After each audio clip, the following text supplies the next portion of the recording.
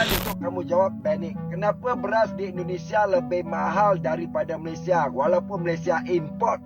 Bisa-bisanya beras premium kita dihargai serendah mungkin. Dia mau nginjak-injak petani Indonesia, berarti nih orang Malaysia nih. Terus lu mau dapat beras gua dengan harga murah, gila lu. Gila aja lu. Lu minta beras premium pecahan 5% harga 9.000 perak, otak lu ada di mana? Maksud gua dengkul lu tuh ada di mana, bro? Coba lu pikir. Ngawur lu. Gila lu mau bego-bego. Itu yang terjadi di Malaides ini kan kocak kayak begitu. Persis seperti ketika kita melihat mereka itu minta membeli beras premium itu dengan harga bekantu. Panggung geopolitik mendadak berubah menjadi arena komedi saat tetangga dilanda krisis beras akibat cuaca ekstrim. Di tengah kelangkaan stok nasional, jiran menoleh ke Indonesia dengan strategi yang unik, mencoba menawar beras premium seharga Rp9.800, padahal harga pasar sudah menembus Rp14.000. Alih-alih mendapatkan simpati, taktik, belas kasih, ini justru berujung pada penolakan telak dari pemerintah Indonesia. Kejadian ini pun memicu gelombang tawa di jagat maya, menyentil kontras antara jargon, ringgit berjaya, dengan kenyataan di lapangan. Sungguh ironis, negara yang kerap memamerkan kemakmuran justru mencoba membodohi tetangganya dengan harga jauh di bawah standar masyarakat lokal. Inilah bukti bahwa dalam urusan kedaulatan pangan, martabat sebuah bangsa tak bisa dibeli dengan senyuman melas. Indonesia dan Malaysia belum sepakat untuk mengekspor beras. Saat ini Malaysia membutuhkan beras. Menawar harga beras Indonesia di bawah 10.000 per kilogram. Sedangkan Indonesia meminta 10.000 lebih per kilogram. Belum ada kesepakatan dengan harga yang murah. Dan terima kasih kerana Pak Menteri Pertanian Republik Indonesia sedia menerima kunjungan daripada Menteri Pertanian dan Keterjaminan Makanan Malaysia.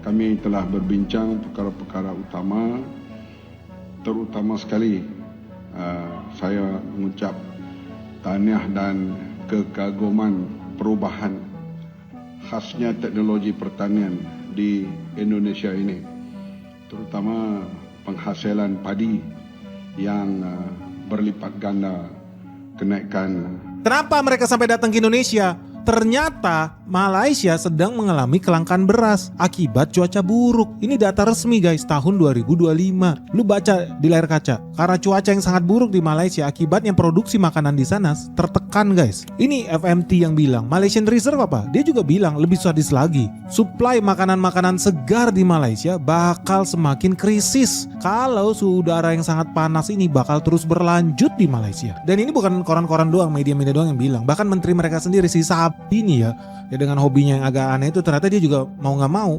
mengakui juga bahwa cuaca yang sangat ekstrim ini memang kenyataannya bakal menekan produksi bahan makanan yang ada di Malaysia guys. So ketika gue mendengar berita ini tahun 2025, gue udah dari kapan tahun ya, kalau lu follow Benix dari bertahun-tahun yang lu udah tau lah, gue sudah meramalkan bahwa Malaysia bakal makin nyungsep, Malaysia bakal mengalami krisis pangan. Nah hari ini tahun 2026 ternyata jadi kenyataan. Apa yang terjadi? Cuaca makin parah, krisis iklim itu makin buruk guys. Lu lihat bendungan-bendungan yang ada di Malaysia hari ini kondisinya kritis. Tingkat keterisian air di waduk-waduk di bendungan yang ada di Malaysia bahkan udah banyak loh yang di bawah 70%. Jadi lu bayangin bendungan harusnya isinya 1000 liter air. Sekarang tinggal sisa berapa? 300 liter. Habis tuh. Sadis nggak? Kemana airnya? Menguap guys. Dan ini adalah kabar buruk karena teman-teman tahu ya, di depan mata kita dan gue sudah meramalkan Kalimantan, di mana di situ ada Malaysia, dan Sumatera bakal diserang oleh El Nino Godzilla guys. El Nino yang paling besar sepanjang rekor manusia bumi ada di Nusantara ini. Artinya Malaysia bakal kebagian nih suhu panas, suhu kering yang akan berlangsung sangat lama.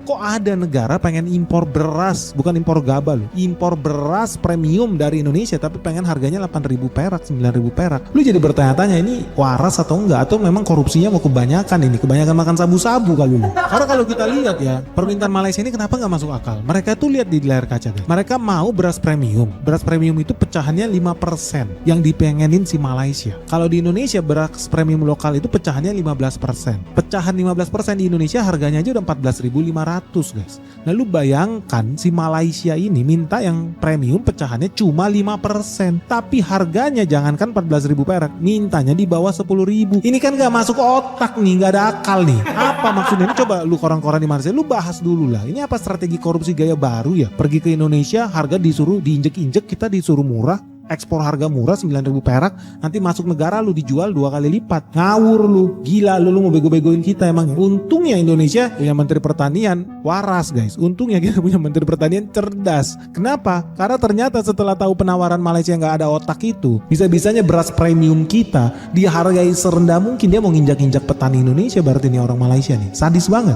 Langsung apa? Langsung ditolak mentah-mentah guys. Ya nggak masuk akal dong lu bro. Gila aja lu minta beras premium pecahan 5% harga 9.000 perak, otak lu ada di mana? Maksud gua dengkul lu tuh ada di mana bro? Coba lu pikir. Dan menurut gua sih sebaiknya begini ya guys.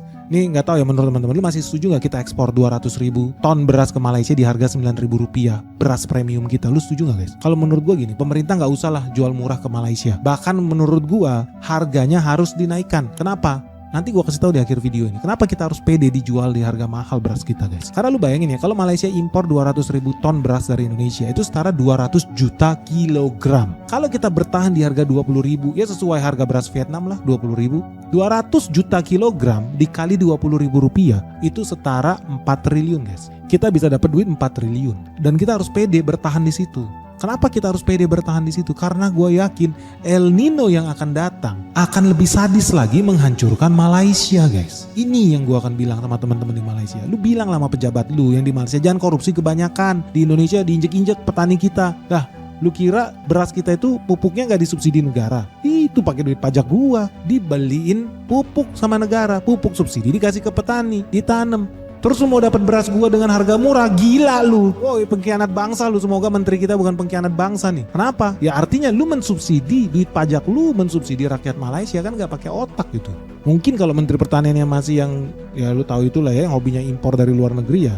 Ya aja kali ada deal bodoh seperti ini. Karena lu bisa hitung kickbacknya berapa persen tuh kalau kejadiannya. Nah gue sih berharap gak jadi dan kita harus ngotot bertahan di 20.000 rupiah per kilogram. Kenapa? Karena Indonesia bisa dapat 4 triliun.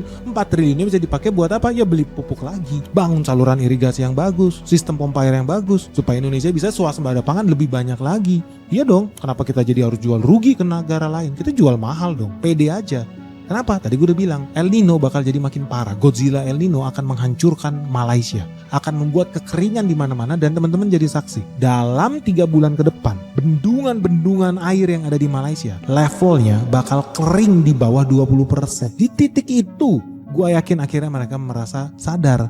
Oh, Benix lagi-lagi benar. Mereka harusnya setuju beli beras kita hari ini di harga 20.000. Karena di titik itu harga beras kita udah pasti mahal 3 bulan lagi. Naik. Gue yakin bisa tembus 23.000 per kilo. Kenapa? Karena curah hujan akan menghilang dari peta Malaysia. Lihat guys, lu bakal jadi saksi sejarah kebenaran ramalan Benix. Malaysia bakal krisis air. Sama seperti yang terjadi di Iran guys. Nah buat teman-teman dari sini udah bisa lihat ya bahwa pentingnya Indonesia itu bisa swasembada pangan. Pentingnya Indonesia memang punya pemimpin yang ngerti bahwa situasi geopolitik dunia bakal bikin dunia ini makin heboh lagi nih. Kalau kita nggak siap, ya bisa bubar negara. Untungnya kita siap. Kita udah bangun saluran irigasi, kita udah bangun bendungan, kita udah pompanisasi, kita bisa swasembada pangan. Dan ini sebetulnya nggak cukup karena orang Indonesia masih hobi beranak. Artinya kita justru harus buka lahan lagi.